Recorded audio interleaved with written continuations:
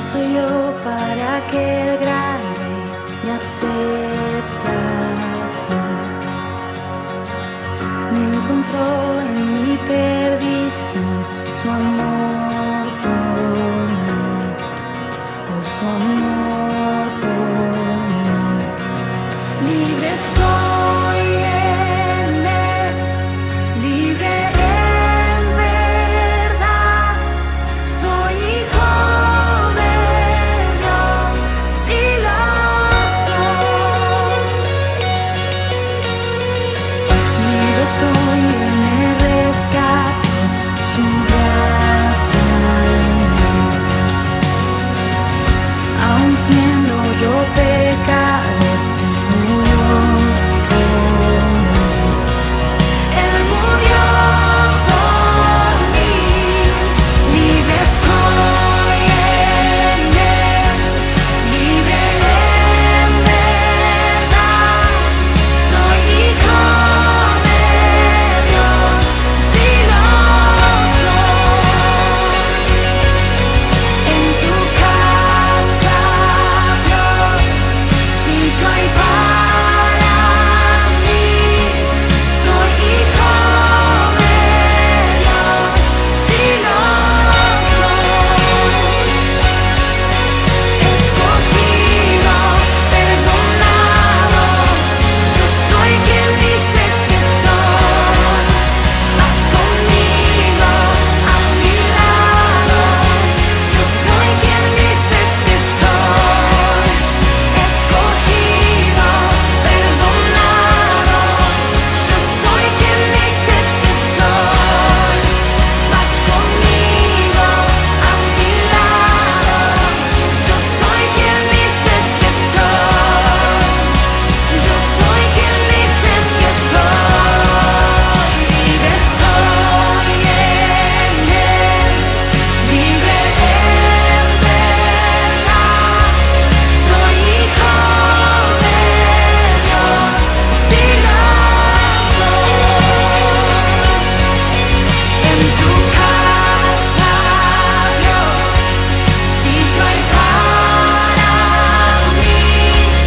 Soy hijo de Dios, sí lo soy.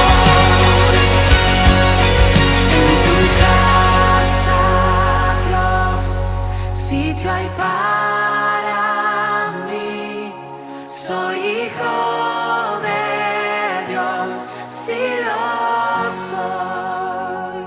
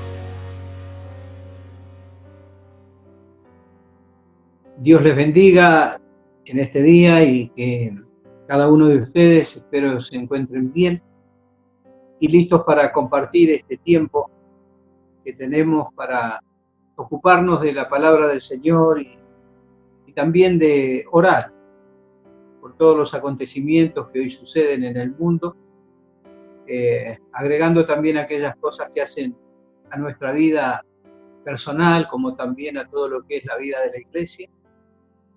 Y como somos una iglesia, un ministerio con una visión misionera, también considerando aquello que todavía nos falta hacer como iglesia, y es uno de los desafíos más importantes que tenemos, precisamente, que es poder llevar el Evangelio hasta lo último de la tierra. Y en estos días, en este tiempo en donde se celebra el Ramadán, es que también hemos agregado a las peticiones, a los motivos de oración, precisamente la oración por todos aquellos lugares en donde la gran mayoría precisamente son de esta creencia, y entonces poder orar por ellos y buscar el modo en el Señor de que ellos también puedan conocer un día del mismo modo en que a nosotros se nos dio la posibilidad de conocer a Dios. Así que en esta oportunidad quisiera compartir con ustedes una serie de cosas que están dando vuelta dentro de mi cabeza, en mi corazón, y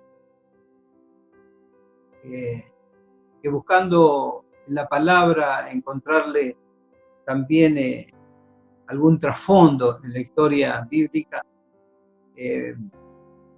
Entonces dije, bueno, voy a compartirlas en el día de hoy.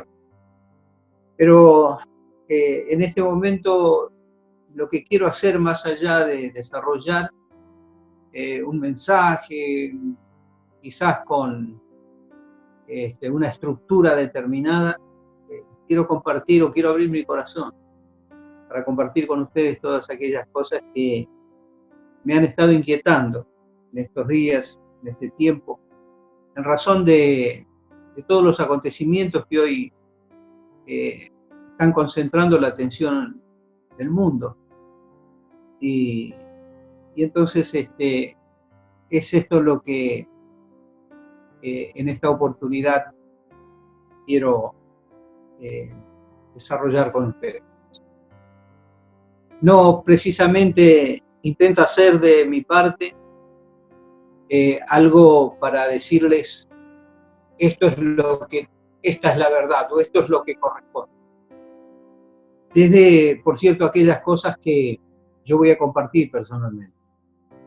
Tampoco quiero hacerlo desde un lado en donde alguna ideología o algún pensamiento político quiera a alguien emparentarlo, porque absolutamente no es esa mi idea. Y sí poder mirar desde un lugar determinado los acontecimientos entonces que se están sucediendo. Y para esto pensaba en qué es el Evangelio. Y el Evangelio, precisamente, siempre, como su traducción así lo sugiere, son buenas noticias, son buenas nuevas. Esto es Evangelio, es el Evangelio. Pero siempre yo he entendido que el Evangelio, si bien es buenas noticias, buenas nuevas, también ha tenido la característica de ser el Evangelio algo que confronta a la actitud, a la conducta humana. El Evangelio ha sido, en algunos momentos, denuncia también. Denuncia de aquellas cosas que precisamente se estaban llevando a cabo de tal modo que generaban un prejuicio o un perjuicio muy importante para una gran cantidad de gente. Cuando existían diferencias muy fuertes, en donde el sufrimiento de mucha gente, o de la gente, o de un determinado grupo de personas, era suscitado por otros que bajo la posibilidad de tentar el poder o de una cierta impunidad, entonces sacaban ventaja de esta manera. Y entonces el Evangelio en esos momentos fue denuncia, confrontó a aquellas personas. Claro que la confrontación no es gratis, porque uno ve en las distintas épocas a los hombres de Dios y digo hombres de Dios en términos genéricos, también mujeres de Dios que en su momento fueron instrumento para poder llevar al conocimiento de su época el pensamiento, el deseo, la justicia de Dios. Y entonces a partir de esto veía que desde el Antiguo Testamento, cuando uno quiere ver, han habido buenas noticias y también ha habido denuncias, ha habido confrontaciones de todo lo que fue el sector representativo de Dios para con la sociedad o con la conducta de los hombres en cada uno de sus tiempos. Y más allá de una serie de personas que a lo mejor podíamos nombrar, que representaron a Dios en cada generación o en cada tiempo, yo quería traer a mención tan solamente 2 o 3 de ellos. Y uno de ellos es Elías, el profeta Elías. El profeta Elías en su momento, cuando por designios de Dios él comienza a desarrollar su ministerio como tal, y entonces se encuentra en un tiempo en donde gobernaba el rey Acab, junto a su mujer Jezabel. Allí estaban sentados en el trono de Israel. Y entonces a Elías le tocó confrontar con este poder en ese momento, con el máximo poder de aquel lugar, ya que Herodes era el rey en aquel tiempo y en aquel lugar. Y si había algo que sucedía en aquellos días, era la impunidad con la que se manejaba precisamente aquellos que tenían el poder a su alcance. El poder y las riquezas para manejarlas a su antojo.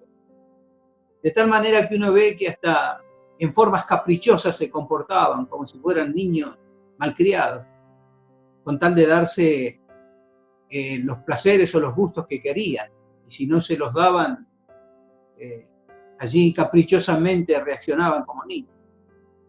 Y entonces, tomando un momento de la historia en ese tiempo, ocurre que el rey Herodes mira hacia un lugar cercano a su palacio y se encuentra con que ahí hay una viña, la viña de Nabot. Y él la mira y dice, qué bueno sería poder tener esto para mí, a fin de poder hacer allí un huerto de legumbres. Ahora mire usted, ¿no? El gusto que él quería darse, un huerto de legumbres, plantar legumbres allí. Y le ofrece a Nabot comprársela, y él dice, y Nabot le responde, no voy a venderla, esto es algo que me dejaron mis antecesores y es una herencia que no quiero desprenderme de ella. Y entonces la Biblia narra que el rey vuelve a su palacio y allí va y se acuesta y no come ese día y se entristece y no sé, habrá puesto cara de ser puchero, no sé qué cara puso. Porque cuando su esposa lo va a buscar a la habitación y lo ve allí, dice que había demudado su semblante, que estaba triste. Entonces la esposa le pregunta qué le pasaba. Y allí le dice, él le cuenta lo que había ocurrido. Y entonces la esposa es una mujer con un carácter y con un ensañamiento tal en sus actos. Sencillamente dice, quédate tranquilo que lo que vos querés va a ser tuyo. Y entonces a través de toda una estrategia con gente que ella sabe que puede responder a sus malas acciones y pensamientos, por un poco de dinero, entonces finalmente desarrollan una falsa acusación sobre Nabot que determinaba la muerte de Nabot y lo terminan matando. Y cuando muere Nabot, entonces va ella al palacio, cuando le avisan que ya lo mataron, y le dice al rey, bueno, hace una cosa, dice, levantate, date una ducha, perfumate, vení, comé y luego bajá allí a la viña de Nabot, porque Nabot murió, ya está, no existe más Nabot. Tomá, la viña es tuya. Entonces allí es donde surge Elías, precisamente para confrontar aquella actitud de esa pareja de monarcas, y entonces lo denuncia abiertamente. Y le dice, no solamente mataste, sino que también despojaste. Y esto no va a quedar así. Dios ha tomado cuenta de esto. Y así como terminó Nabot, así van a terminar ustedes. Y era tal la confrontación que Elías generaba a la vida, a la mala vida que llevaba este rey, que este rey le dice allí, me has encontrado enemigo mío. O sea, para el rey era un enemigo. Era un enemigo. No era un contacto, no era alguien que le podía resultar pacífico o pasivo en su proceder, sino que era un enemigo para él, un enemigo declarado. Y entonces, esto sucedió en aquel tiempo. Ahora, cuando Elías hace esto, y luego lleva a cabo también otros actos más en contra de la impunidad y del mal uso de aquel dinero que pertenecía para el bienestar del pueblo, y que aún la esposa del rey había se dio el gusto de tener cientos de profetas, de falsos profetas de Baal, pagándoles, alimentándolos, tan solo para llevar a cabo lo que a ella le parecía que era lo que correspondía. Elías también confronta con los profetas. La historia bíblica cuenta cómo termina él imponiendo quién es el verdadero Dios, que es precisamente a través de señales. Jehová se manifiesta como tal, allí respaldando la vida de Elías. Y entonces Elías tiene que huir después, porque el edicto de la reina es que le van a cortar la cabeza. Así que el evangelio o el mensaje de Dios en aquel tiempo, a través de la boca de Elías, quizás no sonó buena nueva para los oídos de aquellos monarcas. Era un mensaje de denuncia, de confrontación ante todo lo malo que ellos estaban realizando. Cuando uno mira y se traslada al Nuevo Testamento, uno se encuentra también con un Juan el Bautista.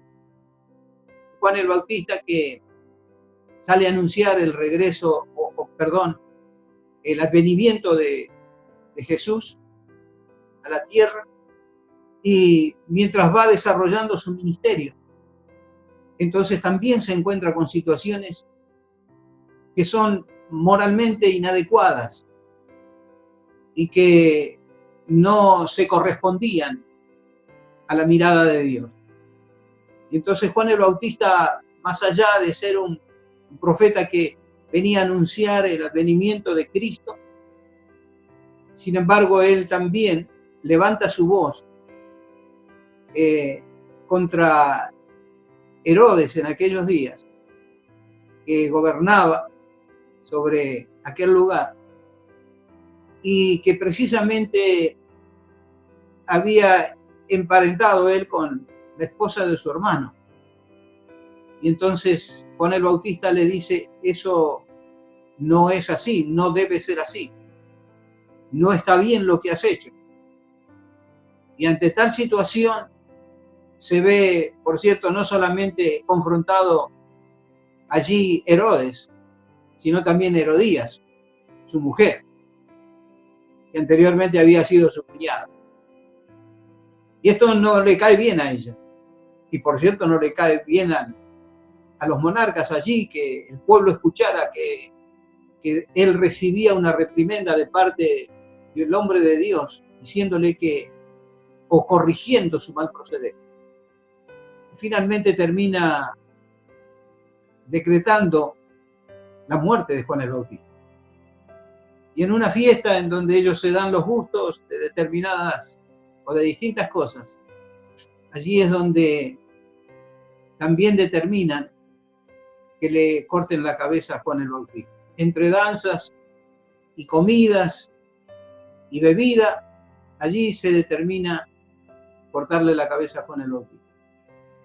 El Evangelio era denuncia en ese momento, era confrontación, era también jugarse la vida, como lo había hecho Elías, como lo hacía ahora Juan el Bautista, con la diferencia que Elías no pudieron matarlo, Dios lo guardó hasta que luego se lo llevó con él. Pero a Juan el Bautista lo fueron a buscar a la cárcel donde lo tenían y le cortaron la cabeza. Si uno viene a tiempos más cercanos, uno se puede encontrar con distintas figuras que fueron representativas de Dios, como lo fue Martin Luther King, que también se subió a los distintos escenarios para abogar por la libertad de los esclavos, de las personas de color, y luchó tantos años hasta que finalmente logró su cometido, pero también a costa de su vida. El Evangelio era predicado por él. Aquellas personas que creían en el Señor y que seguían al Señor, ya que él también era un hombre de Dios. Pero también el mensaje fue denuncia para proclamar la libertad de todos aquellos que todavía vivían bajo estados de esclavitud y que por supuesto Dios nunca estaba ni estaría de acuerdo. Entonces, viniendo a nuestros tiempos y considerando toda esta época que a nosotros nos toca vivir, yo digo, ¿cómo podríamos determinar este tiempo? ¿De qué manera lo podríamos calificar? Y dentro de todas las cosas que pasaban por mi interior, una de las palabras que pude encontrar, porque tengo varias al respecto, es que es un tiempo de angustia. Es un tiempo de angustia para mucha gente. Gracias al Señor que nosotros tenemos de nuestro lado a Dios. Tenemos dónde aferrarnos, tenemos dónde encontrar ayuda, dónde correr por auxilio. Tenemos de parte de Él promesas. Tenemos de parte de Él paz. Tenemos de parte de Él todavía el hecho de que la última palabra estará siempre en su boca, más allá de lo que los demás quieran decir. O sea, tenemos muchas cosas a favor de nuestra vida al tenerlo a Dios. Pero eso no quita de que haya tanta gente que hoy en día vive un tiempo de angustia, como nunca lo vivió, porque pierden a su familia, y en muchos casos sin poder siquiera acompañarlos en sus momentos finales, y sin tener quizás hasta la oportunidad de desarrollar un velatorio como corresponde, una despedida como solemos nosotros denominar. Y todo esto es sumamente angustioso para cada uno de ellos. La angustia, un tiempo de incertidumbre, un tiempo de dolor.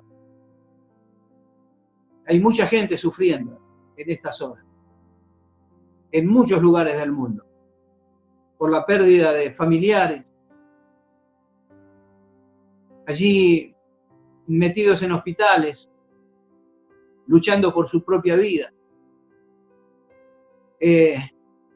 Un tiempo de lágrimas, que algunas terminarán secándose con el correr de los días y otras se mantendrán frescas allí en el interior de cada persona por haber vivido lo que vivió.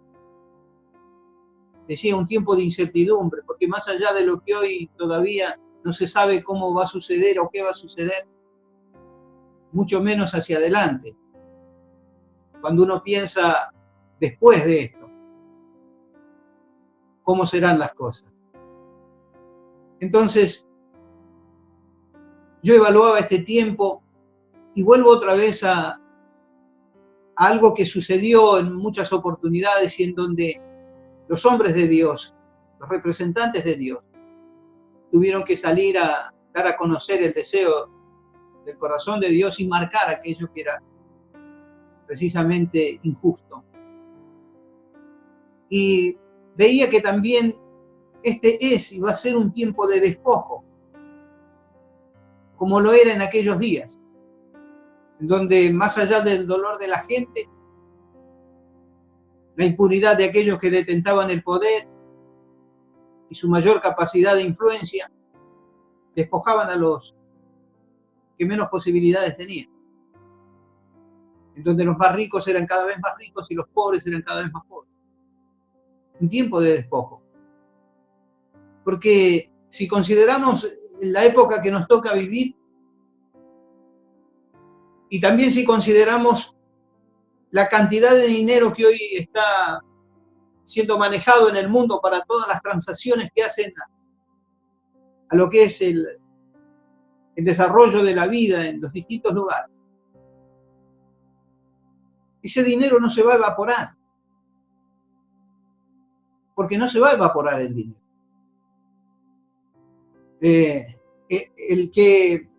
El monto de dinero que hoy, la cantidad de billetes que hoy están dando vuelta en el mundo, con un valor determinado, no se van a evaporar.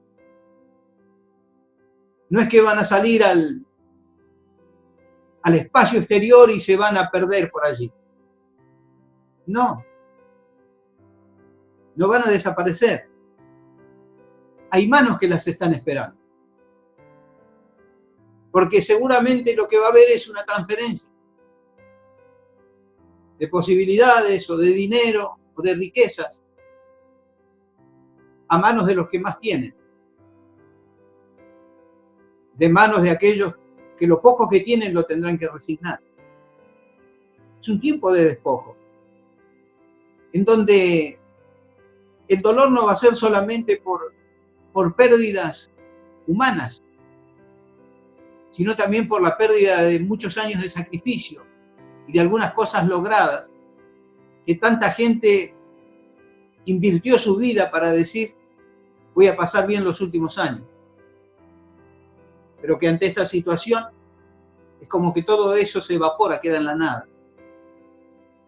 Hay manos, decía yo, que están esperando precisamente ese dinero, esa transferencia de riqueza. Que cada mañana revisarán sus pantallas, allí en los monitores, en la comodidad de sus mansiones, para ver cómo se va acrecentando su riqueza, para ver aumentar sus ingresos y por lo tanto también su poder, su influencia sobre todo lo que sucede en el mundo.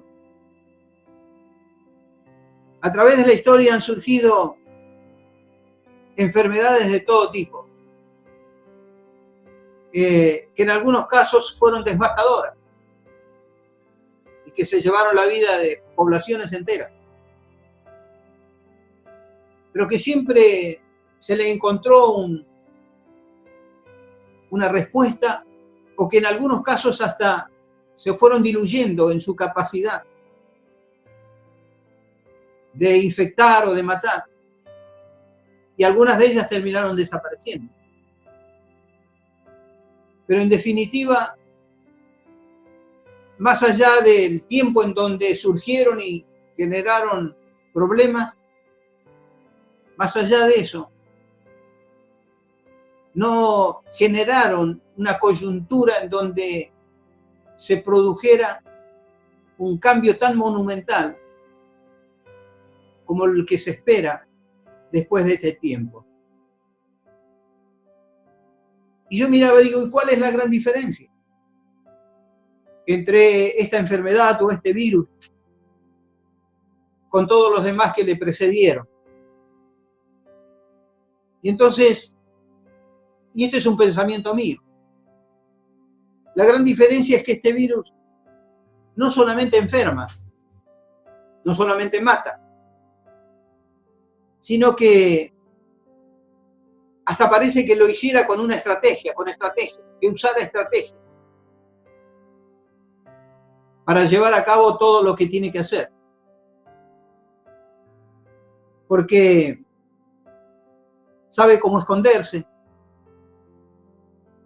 sabe cómo contagiar en masa. Y no solamente socava el aspecto de la salud en la persona, sino que socava fundamentalmente también las economías. Y entonces cambia totalmente los escenarios en donde afecta. Y no afecta solamente a regiones aisladas en algún caso. Está afectando hoy a la mayor parte del mundo, a la mayor parte de las naciones. Y en todos los aspectos. Tanto los sistemas de salud, los cuales no dan abasto, como también los sistemas económicos. Está generando toda una debacle. Como lo han dado a conocer,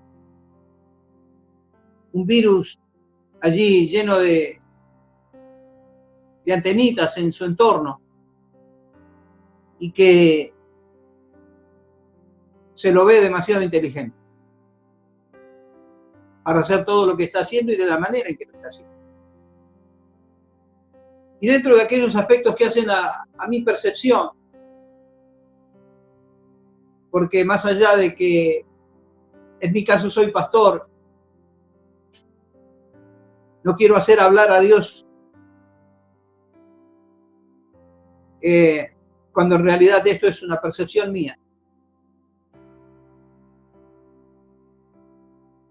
A partir de todo lo que ha estado sucediendo, entonces yo llego a una media conclusión en donde parece ser que este virus no se mueve solo. Pareciera ser que tiene un socio. Él lleno de antenitas y un socio con 2 patitas, con 2 brazos y una cabeza, que precisamente desarrolla las estrategias. Y el otro con sus antenitas las capta para luego llevarlas a cabo. Cada día me convenzo más de que esto tiene un poco de todo. Y que en definitiva viene para cambiar la vida de todos e introducir cambios que nosotros en algún momento de nuestra vida como iglesia y como anunciadores del mensaje del Evangelio, aún los hemos también incorporado en nuestros mensajes y los hemos dado a conocer. Cambios que vienen para quedarse, que precisamente van a conducir al mundo, a las naciones, hacia aspectos de vida que están muy lejanos de los que en algún caso la gente imaginó hacia los días venideros. Pensando fundamentalmente en tantos adelantos, en tantos logros, en tanta ciencia, pero que sin embargo lamentablemente no van a ser para el verdadero bienestar, para la verdadera paz, para lo que realmente a lo mejor el mundo desea o espera o necesita. Porque veo dentro de todo este escenario, yo analizaba desde mi humilde lugar y veo que cada vez hay más gente con mucho poder económico desarrollando instituciones benefactoras con actos filantrópicos importantes, invirtiendo millones y millones de dólares en la conformación de fundaciones y de proyectos de ayuda internacionales apuntando a poder traer igualdad a la humanidad, erradicar la pobreza, dar nuevas posibilidades a los que nunca lo tuvieron. Y entonces, con el mensaje o con la prerrogativa de anunciar un mundo mejor, una sociedad mejor. Pero que sin embargo sucede lo contrario. Las cuentas de estas personas cada vez crecen más y ellos cada vez son más ricos. Y los pobres cada vez más pobres. Porque la transferencia de dinero otra vez va siempre del mismo lugar hacia la misma zona, de los más pobres a los ricos. Y no puedo alcanzar a entender, no me cierra la ecuación. Cuanto más instituciones de beneficencia hay en el mundo, cada día crecen más las muertes por hambre, han crecido las muertes por enfermedad y la desigualdad es cada vez más notable. Es muy burdo el resultado.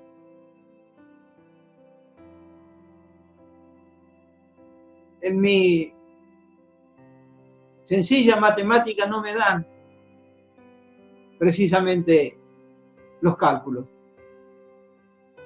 Y entonces digo, qué raro que es todo esto. Ahora, uno mira el comportamiento de distintos países o de distintos gobiernos en los países y uno ve que hay países que se resisten a meterse dentro de sus casas y que por lo tanto pagan con muchas muertes y mucha gente enferma. El resistirse a esta propuesta que finalmente termina generando esta situación. Todos en masa métanse a sus casas si quieren salvar la vida. Y hay países que se resisten a meterse en sus casas, desde sus gobernantes, y pagan un alto precio. Y he escuchado la opinión de muchos decir que esos son actos irresponsables. Yo no sé si decir que son actos irresponsables. No me atrevo a juzgar por si estuvieron bien o estuvieron mal. Porque seguramente si son gobiernos de grandes países, seguramente deben tener información que a lo mejor nosotros no tenemos. Y tienen datos que no están al alcance de nuestra mano. Y que saben de qué se trata en términos completos todo lo que está pasando. Mientras tanto nosotros, como Iglesia del Señor, ¿cuál debería ser nuestro rol? Y evaluaba yo, digo, por un lado, ¿será que mansamente tendremos que ser parte de aquellas masas de gente que resignada o en una postura pasiva se mete dentro de sus casas, se escapa del mal de este tiempo y espera a ver qué es lo que va a suceder? ¿O será la iglesia que a lo mejor se indigne de toda esta situación? Porque en realidad esto no es más otra vez un escenario en donde la pelea es de pobres contra pobres. Porque es allí en donde golpea más fuertemente todo esto. Y unos terminan aprovechando el momento para robarle a los más pobres que ellos. Si bien hay muestras de solidaridad por todos lados, pero eso no quita que la corrupción hace su negocio en estos días. cuando yo veo todo lo que se va sucediendo aún desde el manejo de los gobiernos, en el peor momento de la humanidad o de la gente, de los que tienen capacidad de decisión, en muchos casos, en su alrededor, en su entorno, gente allí aprovechando el momento, como también aquel ciudadano que tiene la oportunidad de hacer ganancias fáciles. ¿Será que mansamente la iglesia tendrá que permanecer adentro sin poder detectar todas estas situaciones? O a lo mejor tendrá que indignarse de ver tanta inmoralidad, tanta manipulación, tanto daño, tanto dolor, tanta mala conducta en tantos lugares.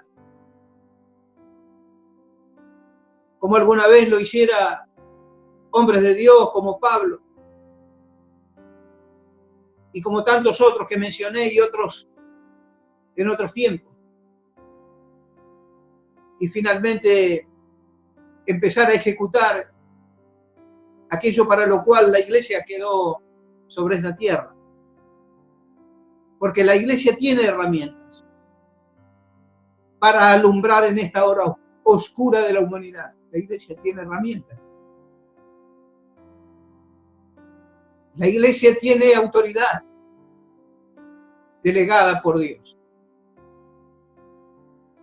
La iglesia tiene la oración al alcance de su vida, de su persona. La iglesia la tiene. La iglesia tiene la palabra. La iglesia tiene la verdad de Dios. La iglesia tiene el Espíritu Santo, que está para guiar a toda verdad, a cada uno de nosotros y a toda la iglesia en sí misma. La iglesia tiene la capacidad de alumbrar en este tiempo. Y creo que esa es una de las cosas que a mí me ha movido a compartir lo que tenía en mi corazón. En esta tarde, más allá de poder enhebrar un mensaje desde un punto de vista teológico, es evidente que vuelven a repetirse historias en donde hay gente que está esperando en la comodidad de sus lugares para ver hasta dónde llegan todos. Y entonces finalmente mover la siguiente pieza. Yo tuve en mi infancia el conocimiento de algo que vivió mi familia o mi madre en aquellos años en donde ella criaba a sus hijos. Yo todavía no había nacido en el interior del país. Y los que tenían el poder manejaban a su gusto ese poder que tenían y se llevaban por delante los derechos de los más humildes. Y en aquellos días la policía, en aquellos parajes alejados de los centros urbanos, eran los que mandaban y decidían. Y el comisario, junto a un grupo de personas que le seguían del destacamento que había, pasaban cada tanto tiempo cobrando un supuesto impuesto. Y que si la gente no tenía, le llevaban algún bien. Recuerdo siempre lo que mi madre me contó alguna vez, cuando ya estábamos aquí en Buenos Aires, y eso había pasado muchos años atrás, en el interior de nuestro país. Y un día llegó la patrulla allí al ranchito donde mi madre vivía. Mi padre no estaba. Y ella siempre contaba con una jardinera, con un carro. que lo preparaba con sus animales, que lo tiraban y luego con eso ella ganaba el pan vendiendo los productos que ella generaba en la tierra y animales que criaba en el pueblo, y con eso sostenía al hogar hasta que mi padre volviera de los trabajos que iba a hacer a otros lugares, a otros pueblos. Y la patrulla llegó a mi casa y le quiso cobrar un determinado monto a mi madre diciendo que era obligación que lo pagara. Y como mi madre no tenía dinero, entonces el que manejaba esa patrulla ordenó que se llevaran las jardineras. El único medio para sustentar a sus hijos, para dar de comer a sus hijos. Mi madre me contaba que ella se puso entre las varas de la jardinera y luchó para que no lo hicieran. Y como vieron que mi madre no aflojaba, se tuvieron que ir. Y yo miraba hacia atrás y pensaba, creí que eso había quedado atrás, que fue parte de un tiempo de ignorancia o de manejos del poder en donde se avasallaban los derechos de la gente. Pero que veo que a partir de otras maneras, de otras formas, más delicadas, hoy sigue pasando lo mismo. Y tengo muchas cosas para compartir en este aspecto. Pero no quiero que esto sea solamente un momento en el cual yo vuelco mi corazón al oído de ustedes. Quiero que también podamos tener una palabra como contexto o marco, en el cual también podamos ver y considerar cómo Dios o cómo el corazón de Dios pensó cada uno de esos tiempos y también qué dijo. Y el libro de Amós es un reflejo de un tiempo similar, en donde la desigualdad era moneda corriente y en donde cada día había más ricos, menor número de personas con la mayor cantidad de dinero, y todos los demás sufriendo o subsistiendo de las migajas que estos ricos entonces dejaban caer de su mesa. Y Amós capítulo 5 versículos 4 al 6 dice de esta manera: pero así dice Jehová a la casa de Israel: buscadme y viviréis, y no busquéis a Betel, ni entréis a Gilgal, ni paséis a Bérseba, porque Gilgal será llevada en cautiverio, Betel será deshecha. Buscad a Jehová y vivid, no sea que acometa como fuego a la casa de José y la consuma sin haber en Betel quien la pague. En primer lugar, Dios está llamando a su pueblo, a su gente, diciéndoles: en este tiempo, bajo estas condiciones, hay una sola salida, y es volverse a Dios. Búsquenme a mí. Búsquenme a mí. No vayan a tal lado, no vayan a tal otro buscando soluciones. Este es un tiempo para buscarme a mí, para buscar y encontrarse con mi persona. Porque es el único modo a través del cual ustedes van a poder encontrar una respuesta, una salida que beneficie sus vidas. Esto es lo que Dios les decía al pueblo en días muy similares a los que nosotros estamos viviendo. La solución era enfocarse en Dios. Era recurrir a Dios. Era volverse a Dios. Si había que arrepentirse, había que hacerlo. Si había que ordenar las cosas, había que ordenarlo. Si había que comenzar a hacer las cosas como correspondían o como Dios siempre esperaba que lo hicieran, había que hacerlo. Si había que responderle a Dios como nunca lo habían hecho, había que hacerlo. porque era Dios la única posibilidad para el pueblo en ese momento. Y cuando uno mira todo el escenario que hoy en día es el mundo entero, y pone sus ojos o su mirada hacia adelante, evidentemente todos están igual. Y tampoco no hay quien tenga la salida. Y creo que es un momento en donde resuena mucho más fuerte en nuestros oídos la voz del Señor. Buscadme y viviréis. En medio de todas las voces que se levantan, dando anuncios de todo tipo, desde anuncios catastróficos hasta a lo mejor anuncios más halagüeños.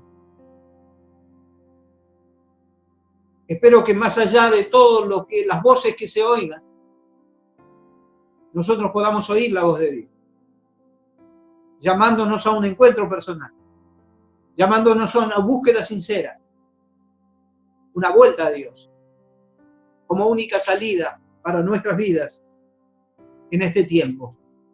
Y Amós capítulo 4, versículos 12 y 13 dice: por tanto, de esta manera te haré a ti, oh Israel, porque te he de hacer esto.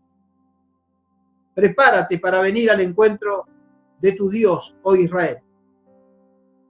Porque he aquí el que forma los montes y crea el viento y anuncia al hombre su pensamiento, el que hace de las tinieblas mañana y pasa sobre las alturas de la tierra, Jehová Dios de los ejércitos es su nombre. Dios llamaba a Israel a un punto de encuentro, a que se prepare. O sea, le daba la oportunidad y el tiempo para que se prepare. Porque le decía, después de esto, entonces llegará el momento en donde nos encontraremos para ver qué es lo que has hecho con la oportunidad que te di. Para la iglesia, este es un tiempo de buscar a Dios y de sortear todas estas cosas y de alumbrar con la luz que Él nos ha dado y de movernos en la autoridad que Él ha delegado a cada uno de nosotros como parte de la iglesia y de dejarnos llevar de la mano por el Espíritu de Dios y el de volver nuestros ojos hacia la palabra para entender mucho más profundamente aquello que está sucediendo. ¿Y cuál es la respuesta de Dios para cada uno de esos momentos? Le invito a que lea el libro de Amós. Por favor, usted que a lo mejor no conoce a Dios o nunca le ha entregado su corazón o nunca ha leído la Biblia. El libro de Amós habla de las desigualdades de la vida, de las injusticias, de los atropellos, de las estrategias del malo para llevarse por delante a los que querían vivir en paz y buenamente. Pero por sobre todas las cosas, lea el libro de Amós. Pero por sobre todas las cosas, vuélvase a Dios. Sepa que en estos tiempos la respuesta humana no está al alcance de la mano. Todos, más allá del desarrollo intelectual o las capacidades que podamos tener, todos como seres humanos tenemos límites. El único que no los tiene es Dios. Y el que en este mismo momento está abriendo sus brazos, no solo para recibir a su iglesia en busca de ayuda y de fortaleza y de consuelo y de guía, sino también a todo aquel que quiera acercarse con un corazón sincero para buscar a Dios y para buscar en Dios la respuesta para estos días. Dios les bendiga y gracias por permitirme compartir con ustedes estas cosas desde mi corazón. Jehová te bendiga y te guarde. Jehová haga resplandecer su rostro sobre ti y tenga de ti misericordia. Jehová alce sobre ti su rostro y ponga paz en ti. Dios te bendiga grandemente.